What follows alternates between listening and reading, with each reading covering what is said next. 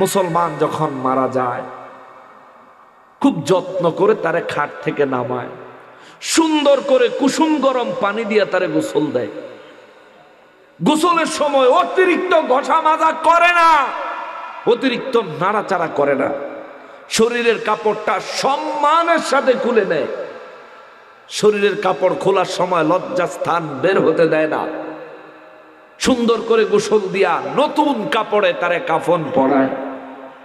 কাফন পড়ায়া এই মানুষটারে আতর, লোবান, কর্পূর লাগায়া সুন্দর করে চোখে সুরমা লাগায়া এই মানুষটাকে কেবলার দিকে মুখটা কাত করে তারপর খাটিয়ার উপরে শোয়ায়। যে খাটটার উপরে শোয়ায় এটা ধোয়া মুছা সুন্দর পবিত্র, এটাতে শোয়ায়া পরিবারের লোকজন শেষবার তাকে দেখে তার জন্য আফসোস করে। আলতোভাবে অনেকে তার চেহারায় হাত বুলাইয়া দেয়, মাথায় হাত বুলাইয়া দেয়। সবশেষ বিদায় দেওয়ার সময় তারা যখন মাঠে নিয়ে যায়, তার পরিচিত অপরিচিত যেই হোক না কেন তার জানাজা যখন দেখবে উপস্থিত হয়েছে, যে কোনো মুসলমান তার সাথে জানাজায় দাঁড়িয়ে যায়। ইমাম সাহেব সামনে দাঁড়ায়, এই মৃত ব্যক্তির পক্ষে সবার কাছে ক্ষমা চায়। যদি এই ব্যক্তি কারো কাছে লেনদেন থাকে, পাওনা দেনা থাকে, তার ওলি ওয়ারিস সন্তানদের সাথে যোগাযোগ করবেন। হে গ্রামবাসী, হে প্রতিবেশী, এই ব্যক্তি আপনাদের সাথে চলার পথে যদি কোনো ভুল অন্যায় অপরাধ করে থাকে, আমি ইমাম সাহেব হয়ে কিংবা তার পরিবারের পক্ষ থেকে কিংবা মুসলমান বিদায় এক মুসলমানের পক্ষ থেকে আমি মুসলমান হয়ে আপনাদের কাছে তার অপরাধগুলো ক্ষমা চাই, ক্ষমা করে দিবেন, তার জন্য দোয়া করবেন বলে কত সুন্দর সবাই অজু করা পবিত্র সুন্দর জামা পরে নামাজে জানাজায় দাঁড়িয়ে গেল। নামাজে জানাজা শেষ হলে চারজনে চার কাঁধে লইয়া কত সুন্দর করে 10 কদম আগায়, কাঁধ পরিবর্তন করে, আবার 10 কদম আগায়, আবার কাঁধ পরিবর্তন করে, আবার 10 কদম আগায়, আবার কাঁধ পরিবর্তন করে, আবার 10 কদম আগায়, আবার কাঁধ পরিবর্তন করে, 40 কদমে 4 বার কাঁধ পরিবর্তন করে কালেমার তালকিন দিতে দিতে দোয়া দরুদ পড়তে পড়তে এই মানুষটাকে নিয়ে কবরস্থানে যায়।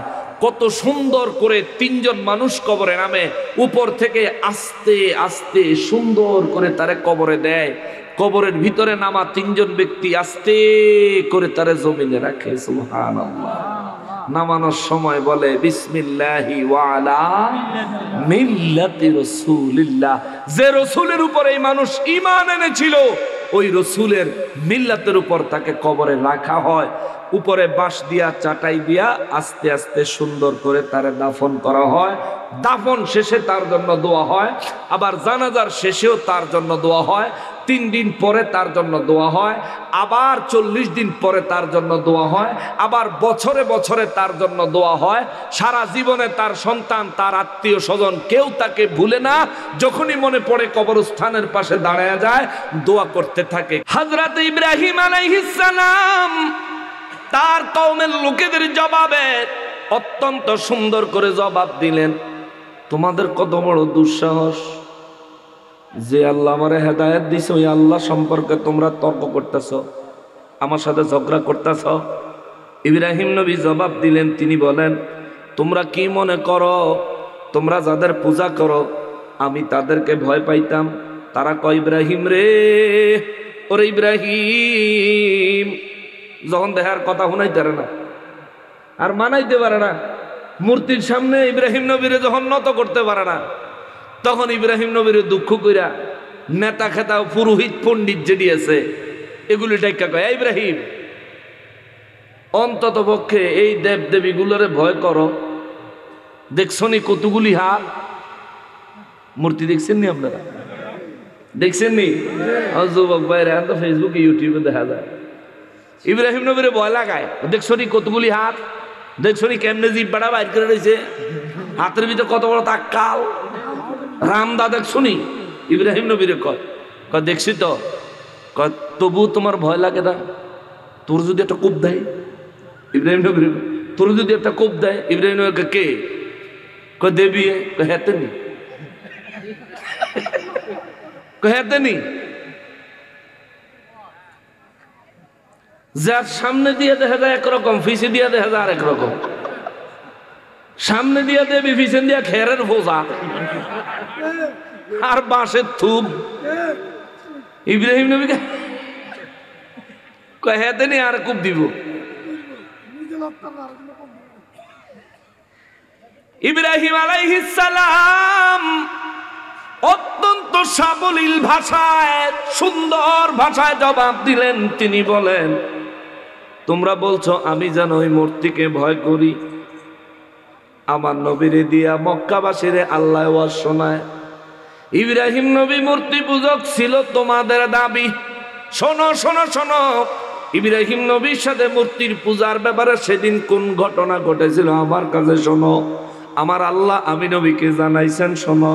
ইব্রাহিম নবীর কওমের লোকেরা যখন ঝগড়া লাগলো, ইব্রাহিম নবী তখন তাদের ঝগড়ার জবাবে বললেন, আশ্চর্যের ব্যাপার যে রব্বুল আলামিন আমাকে হেদায়েত নসিব করেছেন, ওই রব্বুল আলামিন সম্পর্কে তোমরা ঝগড়া করছো, অথচ তোমাদের উচিত ছিল তার উপর ঈমান আনা, তোমাদের উচিত ছিল তাকে পাওয়ার জন্য চেষ্টা করা, তোমাদের উচিত ছিল তাকে সন্তুষ্ট করার জন্য চেষ্টা করা।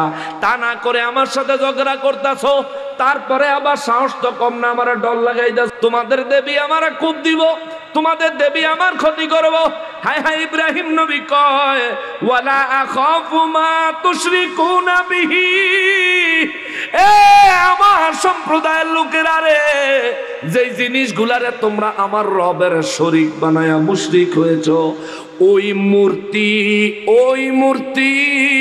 ওই দেব দেবী গুলাকে আমি ইব্রাহিম ভয় করি না।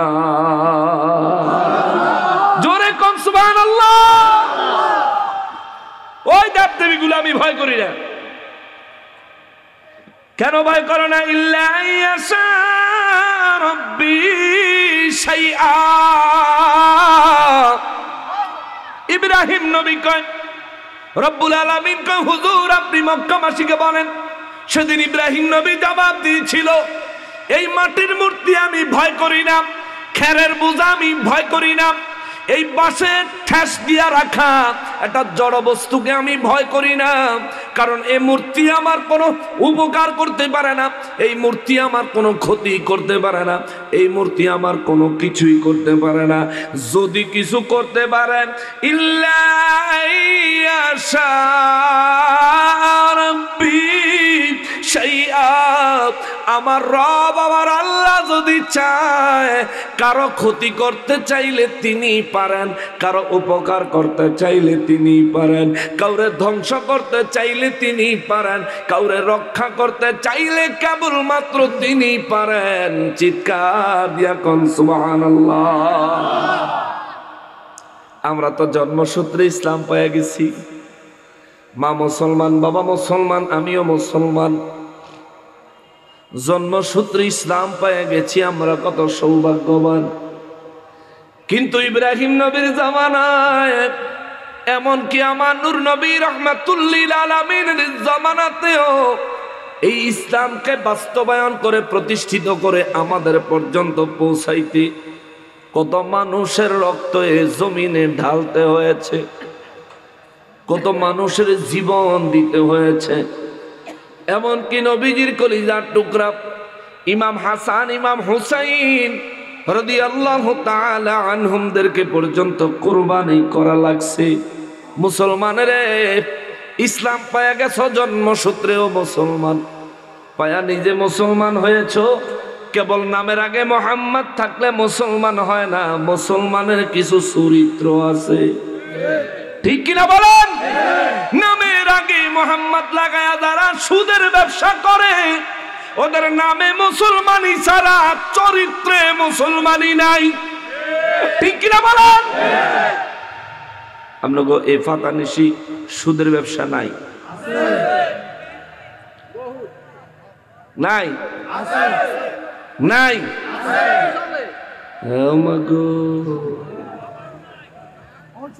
আসেনি? যেতে সুদ খায় এতে কি মরবনি? না না না, এতে মরতো না। মরবো? মরবো নি? জানাজা দিবেন নি? হাতে দিবেন দিবেন। দিয়েন, শেষ জানাজা কত দিয়ে দিয়ে। আয় হায় আফসোস, কত সৌভাগ্যের অধিকারী আমরা হয়েছি। শীত হোক, গ্রীষ্ম হোক, বর্ষা হোক, শরৎকাল হোক, যে কোনো কালে আল্লাহ আমাদেরকে পৃথিবীতে পাঠাইছেন। মায়ের কোলে কত নিরাপদে আল্লাহ আমাদেরকে বড় করেছেন। ইব্রাহিম নবীর জীবনে যদি তালাশ করেন, ইব্রাহিম নবীর আম্মা জান ইব্রাহিম নবীকে তারা যে শহরে বসবাস করতেন, ওই শহর থেকে বহু দূরে জমিনে গর্ত করে, জমিনের ভিতরে, ওই গর্তের ভিতরে ইব্রাহিম নবীকে প্রসব করেছেন। ইব্রাহিম আলাইহিস সালামকে প্রসব করে তার মা সঙ্গে সঙ্গে ওই গর্তের মুখটা পাথর দিয়া ঢাকা দিয়ে আবার চলে আসতে হয়েছে। ও মুসলমান, মুসলমান রে, কেউ বলে ইব্রাহিম নবী ওই গর্তের ভিতরে 7 বছর ছিল, কেউ বলে ওই ইব্রাহিম নবী ওই গর্তের ভিতরে 13 বছর ছিলেন, আবার কারো কারো মতে ইব্রাহিম নবী ওই গর্তের ভিতরে 17 বছর পর্যন্ত ছিলেন। আর আমাদের কত সৌভাগ্য, শীতের সময় কম্বলের ভিতরে, গরমের সময় পাখার নিচে, মায়ের কোলে আমরা কত সুন্দর বড় হইলাম। দ্বীনে ইসলাম আল্লাহর দাওয়াত তৈরি করে একেবারে রেডিমেড ইসলাম আমরা পাইলাম। আমরা এমন মুসলমান হইছি, সুদ খায় আল্লাহকে ভয় করি না, ঘুষ খায় আল্লাহরে ভয় করি না। এত বড় নাফরমান হইছি, মসজিদে আজান দেয়, নামাজেও যাই না, ঠিক কিনা বলে? নামাজও যাই না। আয় হায় হায়, অথচ এই জমিন কার? সূর্য উঠায় কে? চাঁদ উঠায় কে? দিনের রাত বানায় কে? রাতকে দিন বানায় কে? আমারে সুস্থ রাখছে কে? আমারে হায়াত দিয়েছেন কে? আমারে দেহের মালিক কে? আমার রুহের মালিক কে? তাহলে আমার মালিক কে? আমি কে? আমি কে? আমি কিছুই না, আমি কিছুই না।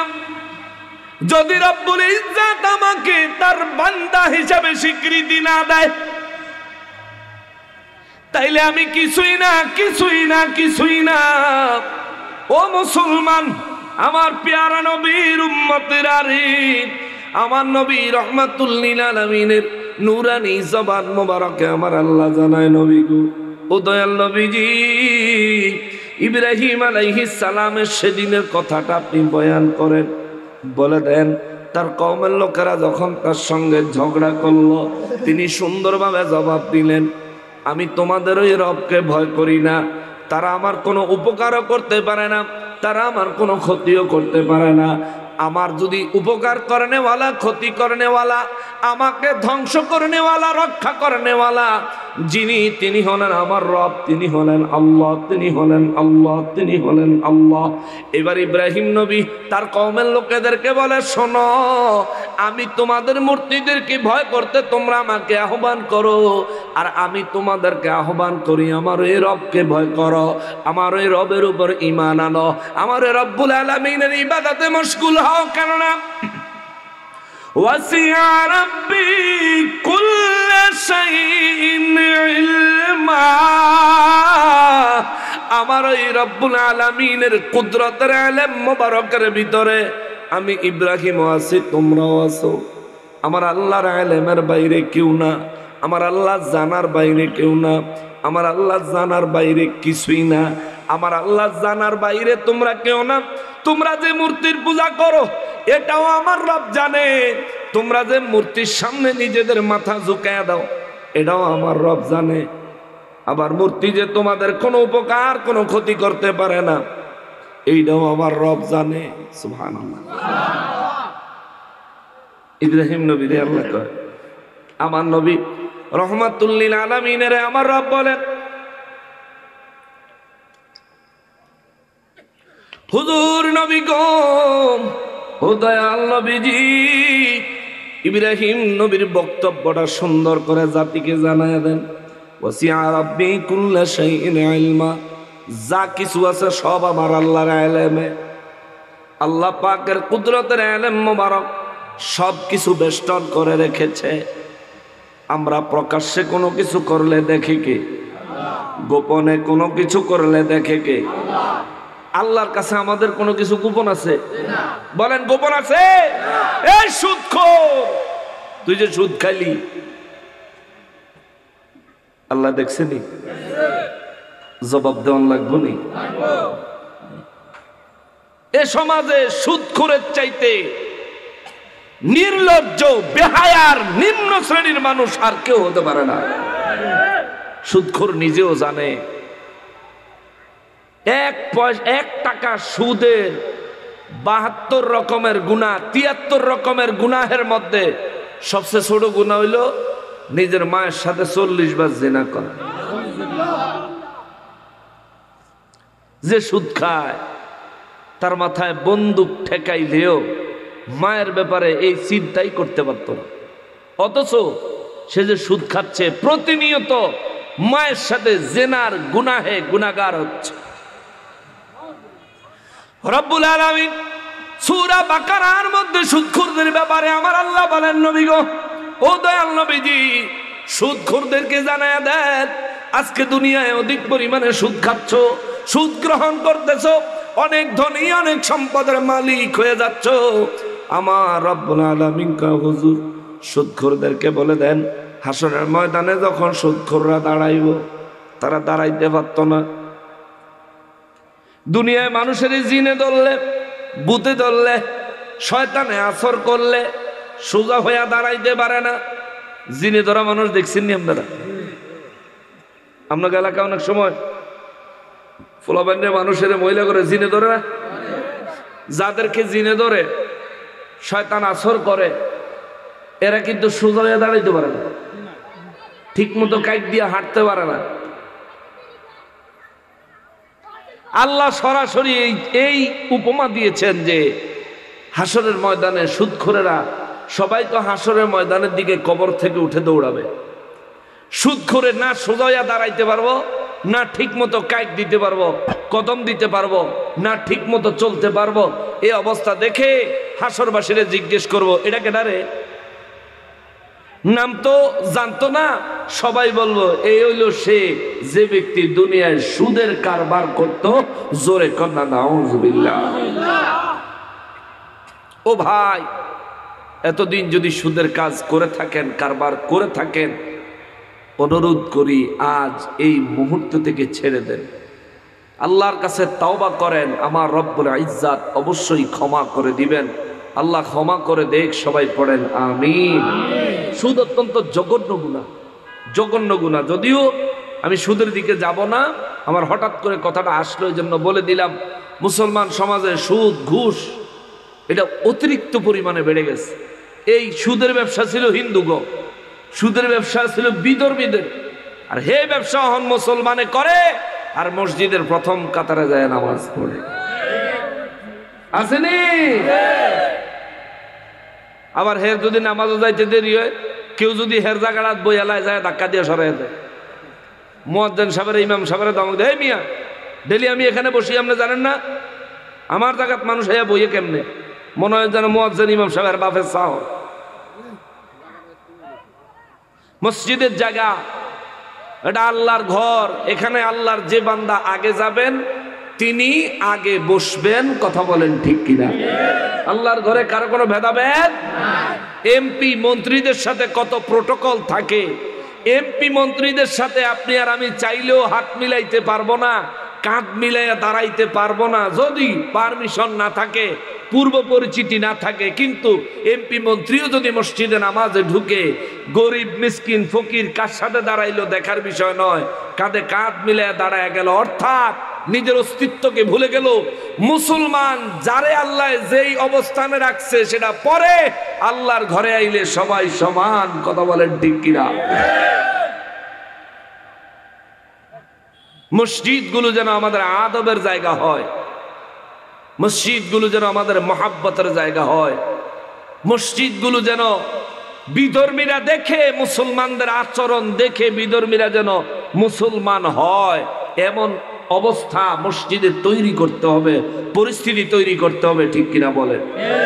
ইব্রাহিম আলাইহিস সালাম বলেন, ওয়াসিআ রাব্বি কুল্লা শাইইন ইলমা। এ বিশ্ববাসীরা রে, তোমরা আমাদের ওই রবকে ভয় করো, আমার ওই আল্লাহকে ভয় করো, যার ইলমের মধ্যে তোমরাও আছো, আমিও আছি। ইব্রাহিম নবী সুন্দর করে বুঝায়া সবশেষে ইব্রাহিম নবী কয়, আফালা তাতাযাক্কারুন। ইব্রাহিম নবী কয়, এত করে বুঝাইলাম, এত করে বললাম, এত প্রমাণ, এত দলিল তোমাদেরকে দিলাম, তবু কি তোমরা বুঝবা না? তবু কি তোমরা মানবা না? ইব্রাহিম নবী কয়, আফালা তাতাযাক্কারুন। তবু কেন তোমরা বুঝতে পারতেছ না? তবু কেন তোমরা বুঝ নিচ্ছ না? ইব্রাহিম নবী পরে কয়, তোমরা আশায় আছো তোমাদের ওই মূর্তির ভয়ে আমি বুঝি পরিবর্তন হয়ে যাব। ওই আশা মাকাল ফল, ওই আশা কখনো প্রতিফলিত হবে না, প্রতিষ্ঠিত হবে না। কারণ শোনো, ওয়া কাইফা আখাফু মা আশরাকতুম ওয়া লা তাখাফুনা আন্নাকুম আশরাকতুম বিল্লাহি মা লাম ইউনাজ্জিল বিহি আলাইকুম সুলতানা। আওয়াজ করে পড়েন সুবহানাল্লাহ। ইব্রাহিম নবী কয়, ওয়া কাইফা আখাফু মা আশরাকতুম, আর আমি কিভাবে ওই মূর্তিগুলাকে ভয় করব? তোমরা যাদেরকে তোমাদের রব বানাইছো, তোমরা যাদেরকে তোমাদের রব হিসাবে প্রতিষ্ঠিত করেছো, ওই মূর্তিগুলারে কেমনে আমি ভয় পাইতাম? এগুলোর ভয় পাওয়ার তো কিছু নাই। ওয়ালা তাখাফুনা আন্নাকুম আশরাকতুম বিল্লাহি মা লাম ইউনাজ্জিল বিহি আলাইকুম সুলতানা। তোমরা আমারে কইতাছো আমি যেন মূর্তিগুলারে ভয় করি। আমি কেমনে মূর্তি ভয় করতাম?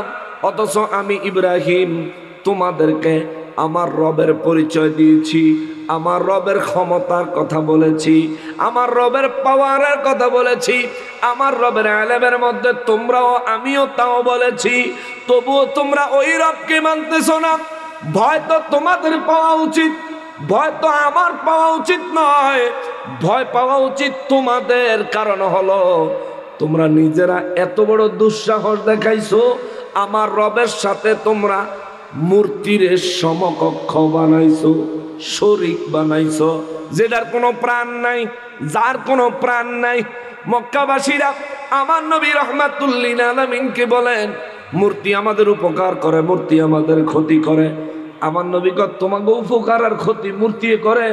হাসরের ময়দান যেদিন কায়েম হবে, নবী বলেন, আমার আল্লাহ ওই দিন এই মূর্তিগুলার ভিতরে প্রাণ দিবে। সুবহানাল্লাহ। দুনিয়ায় মূর্তির প্রাণ আসেনি? নবী বলেন, হাসরের ময়দানে আল্লাহ প্রাণ দিব। প্রাণ দিয়ে আল্লাহ তা করে জিগাইব, এরা যে তোদের পূজা করত, তোদের ইবাদত করত, তোদেরকে রব হিসাবে মানত, বল তোরা কি তাদের রব ছিলি? মূর্তিগুলো বলবে সেদিন, আল্লাহ তাদেরও রব আপনি, আমারও রব আপনি, আমাদেরও রব আপনি। আল্লাহ আমরা তো কথাই বলতে পারি নাই, জড় বস্তু ছিলাম, আমরা তো ওদেরকে আমাদের ইবাদত করতে বলি নাই। ওরাই আমাদেরকে নিজেদের কল্পনার থেকে একটা আকৃতি দিয়া মূর্তি বানায়া তারপরে দুনিয়ায় এই ধান্দাবাজি আর দান্দালি করে চলছে। আল্লাহ এগুলো তো আমাদের কোনো দোষ নাই। তখন ওই মূর্তিগুলো মূর্তির অনুসারীদেরকে ডেকে বলবে, আমরা কি তোমাদেরকে বলেছিলাম আমাদের ইবাদত করো? সবাই তখন নিশ্চুপ হয়ে যাবে। মূর্তিগুলো আল্লাহর কুদরতের কদমে সেজদা লাগায়া রব্বুল আলামিনের ওয়াহদানিয়তের স্বীকৃতি দিবে। জোরে কন্যা সুবহানাল্লাহ। এই জন্য ইব্রাহিম নবী বলেন, তোমরা বলতেছো আমি যেন ওই মূর্তিগুলোকে ভয় করি, অথচ তোমাদের উচিত রব্বুল আলামিনকে ভয় করা, যিনি যে কোনো মুহূর্তে চাইলে তোমাদেরকে আমাকে পাকড়াও করতে পারেন, যিনি চাইলেই আমাদেরকে ধ্বংস করে দিতে পারেন। ভুইলা যায়ও না, ওই রব্বুল ইজ্জাত ইতিপূর্বে বহু জাতি ধ্বংস করে দিয়েছে। তোমরাও যদি ধ্বংস থেকে বাঁচতে চাও, আমার ওই রবের আনুগত্য করো, রবের উপর ঈমান আনো, ওই রবকে রব হিসাবে মেনে নাও। ইব্রাহিম আলাইহিস সালাম তাদেরকে বলে, তোমরা বলতেছো মূর্তিগুলো সত্য, আর আমি বলতেছি আমার রব সত্য। তোমরা বলতেছো মূর্তিগুলো ক্ষমতাবান, আমি বলতেছি আমার রব ক্ষমতাবান, মূর্তির কোনো ক্ষমতা নাই। এইবার ইব্রাহিম নবী কয়, ফাআইয়ুল ফারিকাইনি আহাক্কু বিল আমন।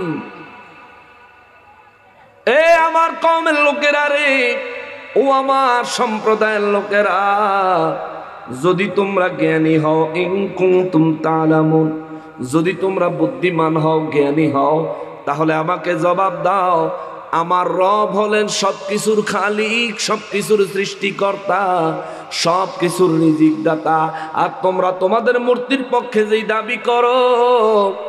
ইব্রাহিম নবী কয়, কিয়ামত যেদিন হয়ে যাবে, হাসর যেদিন প্রতিষ্ঠিত হবে, সেদিন শান্তিদাতা মুক্তিদাতা আমার রব্বুল ইজ্জাতই হবে, তোমাদের মুক্তিগুলো নয়। জোরে বলেন সুবহানাল্লাহ। ইব্রাহিম নবী কয়, যদি তোমাদের আকল থাকে, জ্ঞান থাকে, তাহলে তোমরা চিন্তা করো এবং মেনে নাও। ইব্রাহিম নবী কয়, আমার রবের উপর ঈমান আনো। তার কওমের লোকেরা কয়, যদি ঈমান আনি লাভ হবে কি? আল্লাহ বলেন, নবী গো, মক্কাবাসীকে বলে দেন, ইব্রাহিম নবী সেদিন তার কওমের লোকদেরকে বলেছিলেন, আল্লাযীনা আমানু, যারা ঈমান আনবে, ওয়ালাম ইয়ালবিসু ঈমানাহুম বিজুলমিন, এবং ঈমান আনার পর নিজেদের ঈমানদার বানানোর পরে আর কোন মূর্তির পূজায় অংশগ্রহণ করবে না, আর কোন মূর্তির পূজায় অংশগ্রহণ করবে না। উলাইকা লাহুমুল আমন ওয়া হুম মুহতাদুন। আমার রব্বুল ইজ্জত বলেন, নবী গো, ও নবী, বিশ্ববাসীর জানায় দেন, ইব্রাহিম নবীর সেদিন আমি আল্লাহ বলেছিলাম, যারা ঈমান আনবে এবং শিরিক ছেড়ে দিবে, মূর্তির পূজা ছেড়ে দিবে, আমি রব্বুল আলামিন তাদেরকে, ওই বান্দাদেরকে হেদায়েত দান করব এবং শান্তি দিব। জোরে বলেন সুবহানাল্লাহ। ঈমান আনলে এবং শিরিক থেকে বেঁচে থাকলে। শিরিকের উপর আমাদের দেশে কিছু মানুষ আছে, কথায় কথায় শিরিক বলে, আছে না? কিছু আলেমও আছে, কথায় কথায় শুধু শিরিকের ফতোয়া দেয়। শোনেন, মুসলমান কখনো শিরিক করতে পারে না। অনেকে বলে, এই বললে শিরিক, সেই বললে শিরিক, এই করলে শিরিক, সেই করলে শিরিক। আমার নবী বলেছেন, আমার উম্মত, যে আমার উম্মত, যেটা আমার উম্মত, সে কখনোই শিরিক করবে না। জোরে কন্যা সুবহানাল্লাহ। আমার নবী বলেছেন, যিনি নবীর উম্মত তিনি কখনো শিরিক করবে না। এটা আমার নবীর বক্তব্য। এবার আমার নবীজির জীবনে কোনোদিন মিথ্যে কথা বলেছেন? আমার নবীজি যা বলছেন তা হয় নাই, এমন কোন কথা নবীজির জীবনে বলেছেন? নবীজি যা বলেছেন তাই হয়েছে। ঘটায়া দিছে কে? জোরে বলেন না কে? নবী বলছে, আমার উম্মত কখনো শিরিক করবে না। কিন্তু এখন আমাদের দেশে আল্লাহর ওলিদের দরবার জিয়ারতে গেলে কয়, এটা বলে শিরিক হইছে, বলে না? নবীজির দাঁড়ায় সালাম দিলে কয়, এটাও বলে শিরিক হইছে। ওমা, কি আশ্চর্যের ব্যাপার! আজানের আগে নবীর উপর দুরূদ ও সালাম পড়লে এটাও বলে শিরিক হইছে। মানে আপনার চোখে যদি লাল রঙের চশমা লাগা, লাল রঙের গ্লাসের চশমা যদি চোখে লাগা, আপনার সামনে যদি দুধের পেয়ালায় দুধ ধরে, তবুও তো আপনি দুধের লাল রুয়াবজাই দেখবেন, ঠিক কিনা বলেন? চোখে যদি লাল রঙের চশমা থাকে, তাহলে দুধের দেখবেন রুয়াবজা, সাদা কেন না চিহ্নিত করতে পারবেন না। কেন? কারণ চোখের ভিতরে হইল লাল চশমা, তারা চোখে হইল শিরিকের চশমা, বেদাতের চশমা, যার কারণে যেদিকে তাকায় সেদিকেই শুধু বেদাত আর শিরিক ছাড়া আর কিচ্ছু দেখতে পায় না। সহজে যদি বলি, যার বগলের তলায় শুটকির পোটলা, আতরের দোকানে গেল সে তো শুটকির গন্ধই পাইব, ঠিক কিনা বলে? তার আগাচ্ছে গোড়া সব হইল শিরিক। সে যে শিরিক শিরিক কয়, কোন এক হুজুর এরম খালি শিরিক কইতো, বাড়ির কাছে এরম মাহফিল বসছে, যেন ওয়াজ করে হ্যান থেকে বাড়ি পর্যন্ত মাইক শোনা যায়। তো বেচারা বউ মহিলা মানুষ তো সাদা সিধা মানুষ, হুজুর ওয়াজ করছে আল্লাহ ছাড়া কারো কাছে কিছু চাইলে শিরিক। ওয়াজ টজ করে বাইর গেছে, ঘরে যায় বিবিরে ডাক দিছে, দরজা খুললা বিবি যায় খাড়া হইতে রইস, বউকে শুয়ে যে রইলা, ওয়াজ করে এত কষ্ট করে আইলাম, দুগা ভাত দাও, খিদা তো লাগছে। বউকে বুঝলাম না কথাটা, দুগা ভাত দাও, কথাটা আমার বুঝে আইলো না। বেড়ি কয়বার কইতাম দুগা ভাত দাও, ক্ষুধা লাগছে বেড়ি, ওয়াজ করে আইছি আমি হুজুর মানুষ।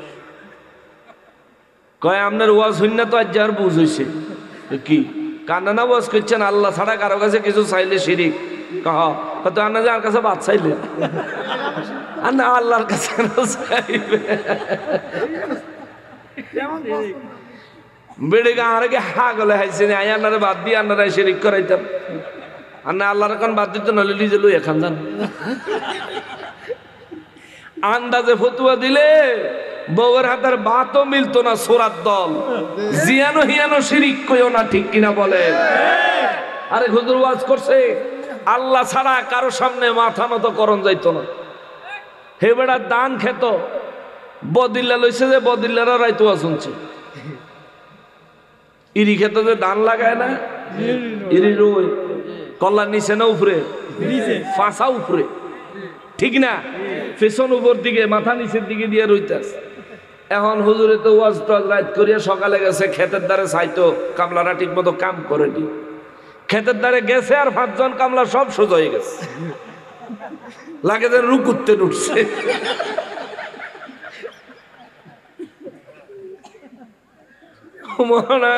রুকুতে উঠছে। মৌলানা সাহেব কিরে কাম করছা? করি তো।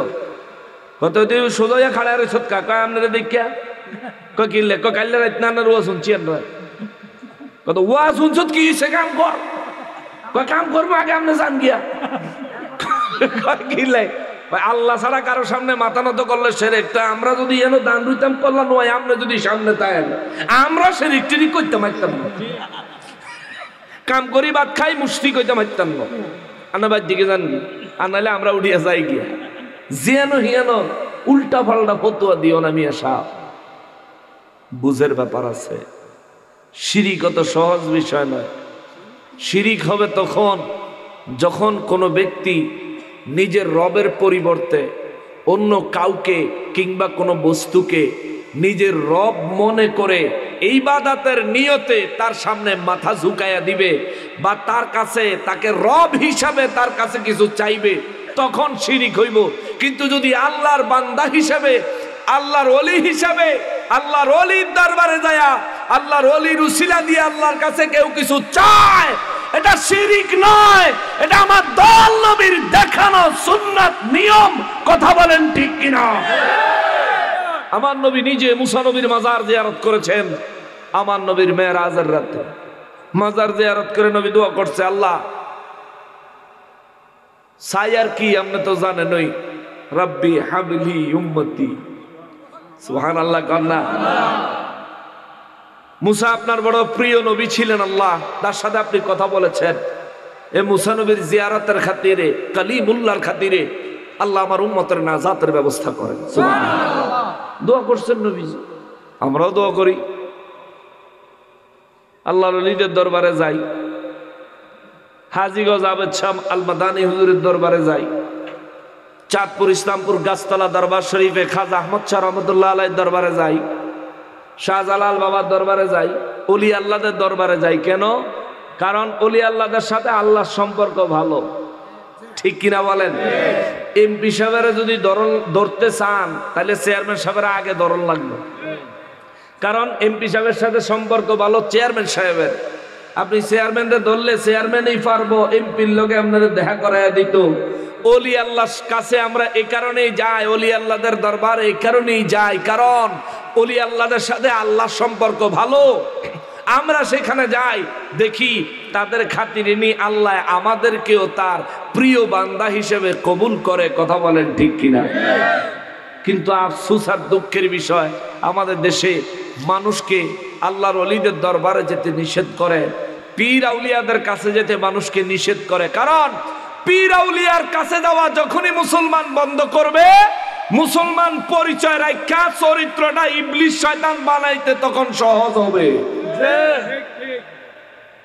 দেখেন না আমাদের দেশে আহলে হাদিস নামধারী সংগঠনের লোকেরা ওই ফিলিস্তিনে ইসরায়েলি বেয়াদবরা ফিলিস্তিনি মুসলমানদেরকে বহু বছর ধরে হত্যা করতেছে। মুসলমানদের জন্য তাদের কোনো দুঃখ নাই। এখন যখন হামাস আর ইসরায়েলে লাগছে নেতানিয়াহুনের সাথে, আমাদের দেশে এই আহলে হাদিস আর আহলে কোরআন নামক ভণ্ডরা ইসরায়েলের পক্ষ নিয়ে বক্তব্য দিতেছে। এতদিন বুঝছিলাম তারা ইহুদিদের দালাল, এখন দেখি না পাঞ্জাবি টুপির ভিতরে তারা আস্থা ইহুদি খ্রিস্টান। ঠিক কিনা বলেন?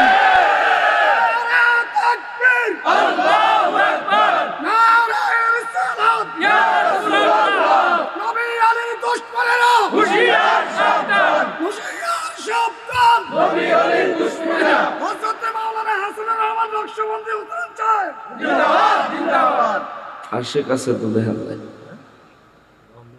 পরিস্থিতি সুন্দর হইলে আমরা আরো কিছুক্ষণ কথা বলতে পারতাম।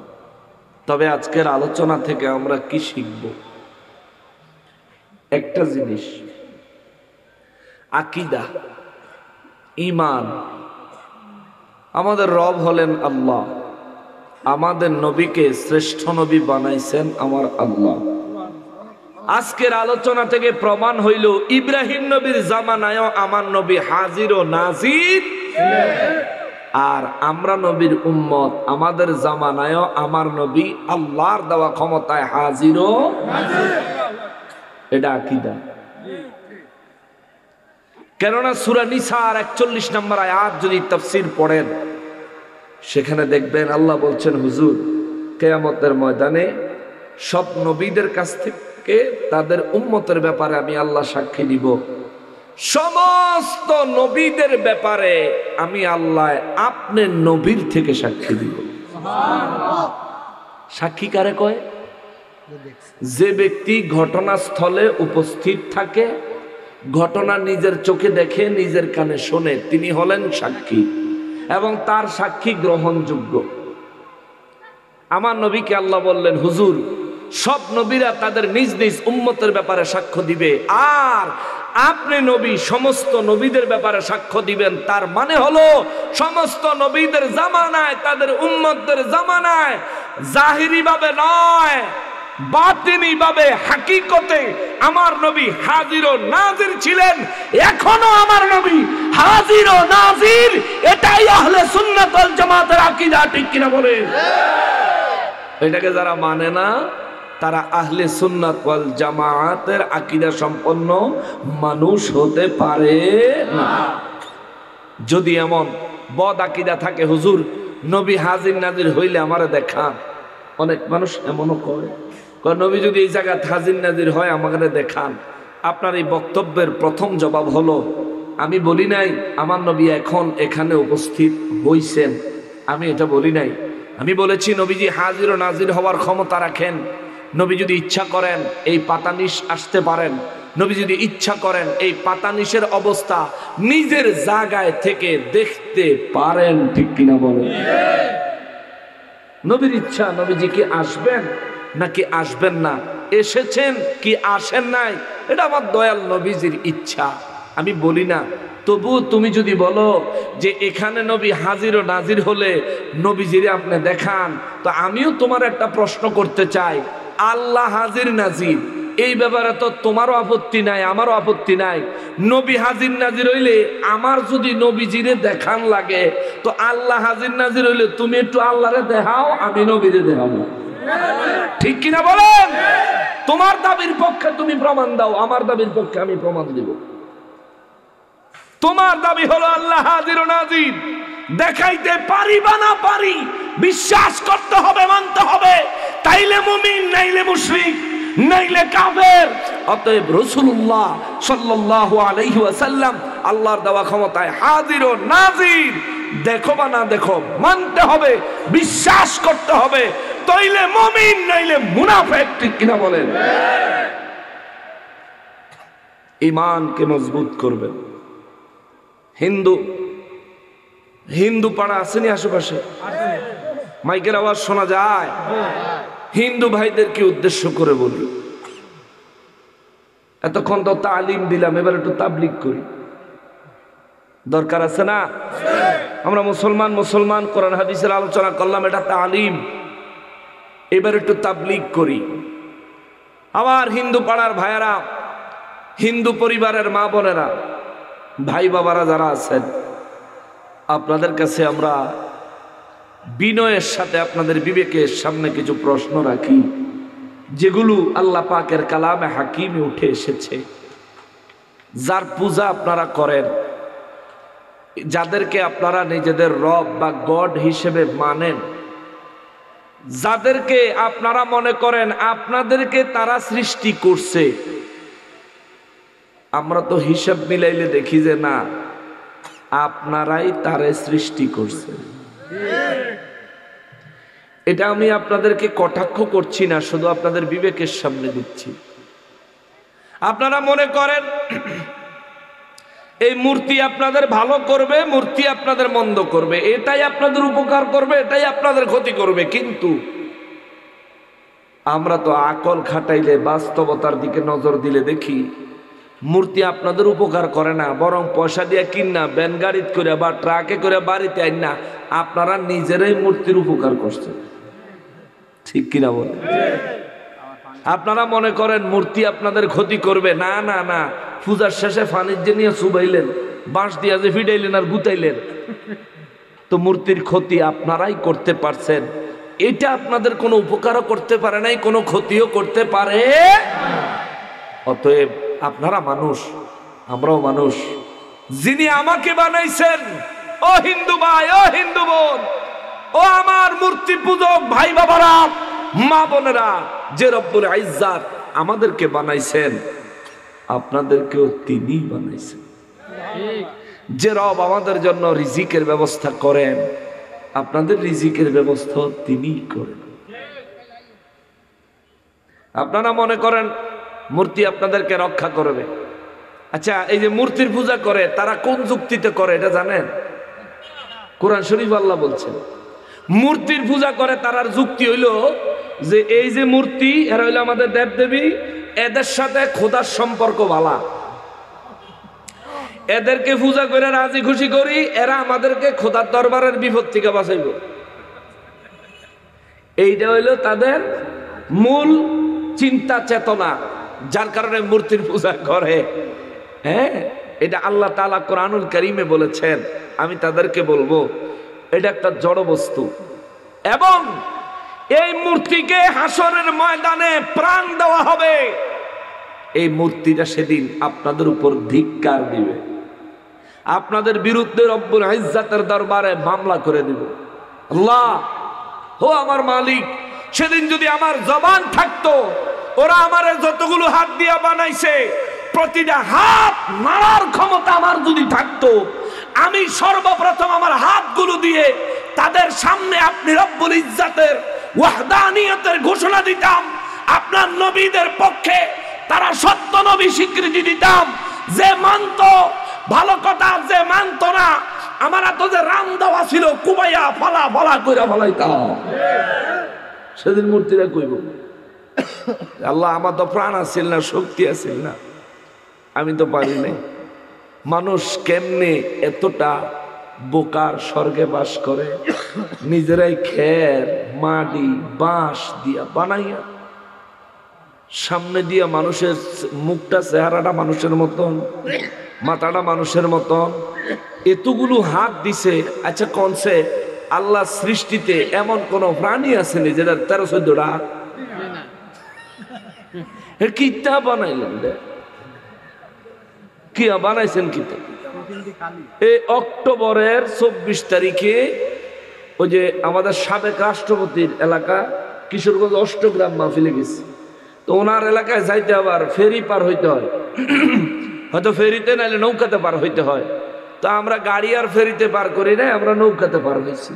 তো সেদিন পূজার দিন আছে, হ্যাঁ, এক ফাটি সুবাইয়া গেছে, আর এক ফাটি সুবাই তো আইছে, আর এক ফাটি ডিজে গান লাগাইয়া মনে করেন না সারা নদী ভ্রমণ করাইতে আছে ভগবানের। পরে দিয়া ভগবান ঘুরাইতে ঘুরাইতে যখন নদীর ঘাটে আইছে, ছায়া দেখি একটা কোনো ভগবান না, পুরো ভগবানের জাহাজ, অনেকগুলো ভগবান একসাথে লইয়া আহারে ডিজে গান লাগাইয়া কি যে নাচা নাচতে আছে। মুখলেসুর রহমান বাঙ্গালী হুজুরের আমি একসাথে প্রোগ্রাম করছি সেদিন।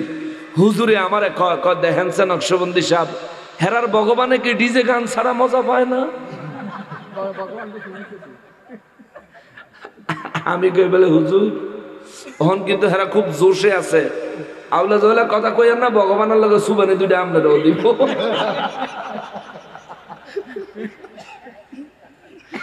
কপাল ভালো হইলে যে এই বাঁশের লোক দিয়ে যে গুতা দেয়, এই গুতা একটা দিলে বয়স তো হয়ে গেছে, আর তলেতে বাড়িতে আসতাম না। এই কিশোরগঞ্জে জীবন শেষ, অতএব আওয়াজের দরকার নাই, চুপচাপ নৌকা তুলে নাড়ে নাটা যায় গিয়া।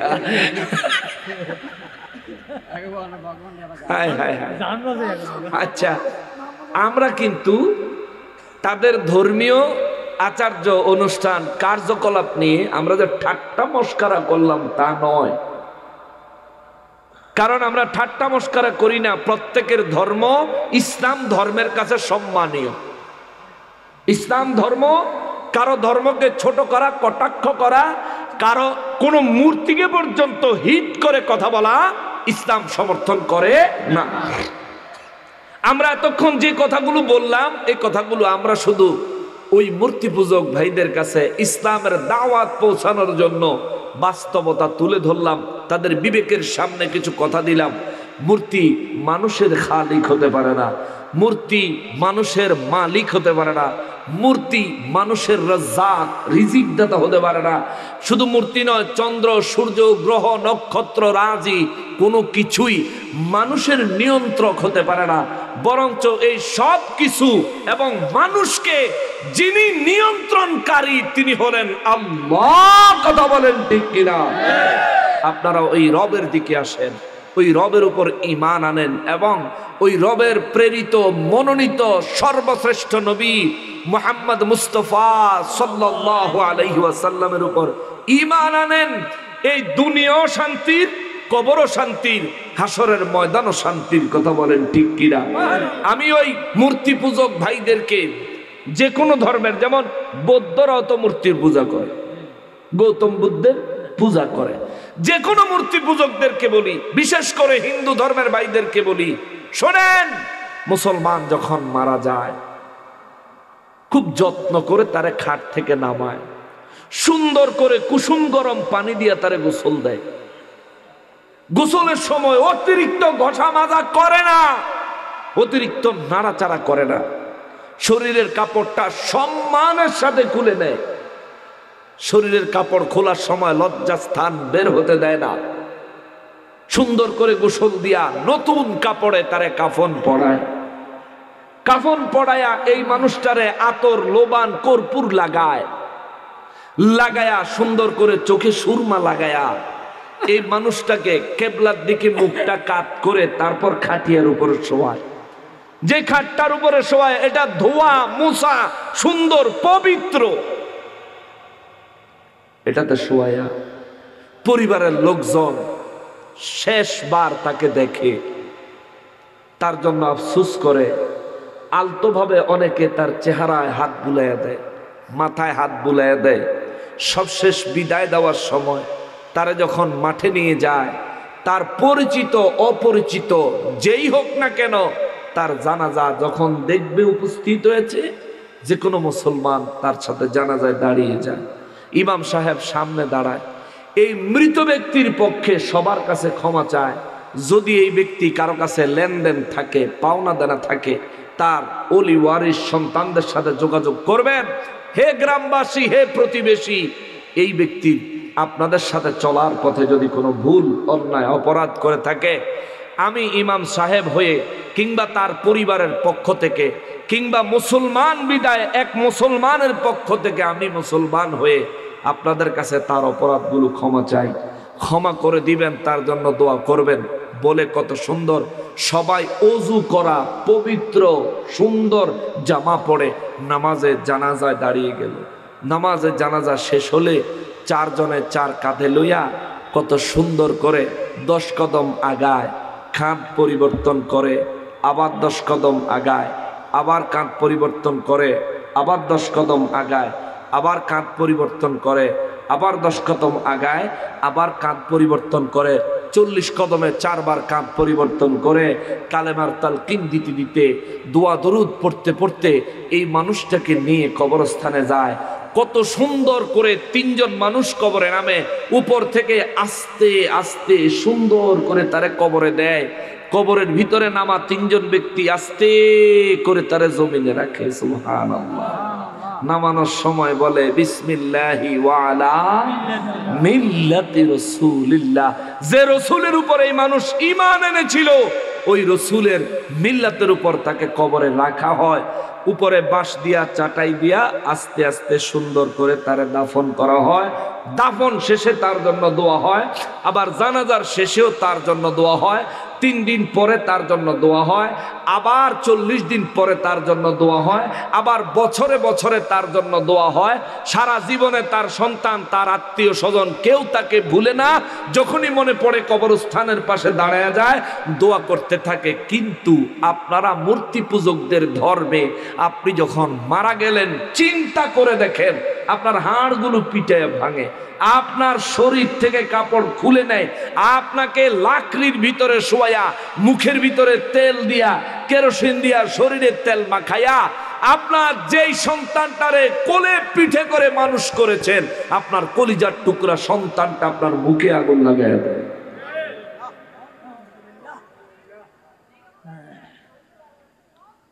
ইসলাম হলো এমন এক ধর্ম মরার পরেও মানুষকে সম্মান দিয়েছে, ঠিক কিনা বলে? এই জন্য বিধর্মীদেরকে, মূর্তি পূজকদেরকে, ইসলাম ধর্মের বিপরীত যে কোনো ধর্ম গ্রহণকারী ব্যক্তিদেরকে আমরা ইসলাম ধর্মের শান্তির পতাকা তলে দাওয়াত দিচ্ছি, আসেন ইসলাম গ্রহণ করেন, মুসলমান হয়ে যান, আল্লাহর দ্বীন মেনে নেন। ইন্নাদ দীনা ইনদাল্লাহিল ইসলাম, আল্লাহর দ্বীনের নাম হলো ইসলাম। আল্লাহ বুঝার তৌফিক দান করেন, আল্লাহ তাদেরকে কবুল ও মঞ্জুর করেন। আল্লাহ আমাদের এই গোটা বিশ্বের সমস্ত বেদিনকে দ্বীনে আসার, আমার প্রিয় নবীর উম্মত হওয়ার তৌফিক দান করেন। ওমা তৌফিক ইল্লা বিল্লাহ। শুনে আমরা নবীজিকে দাঁড়ায় সালাম দেই, ইয়া নবী সালাম।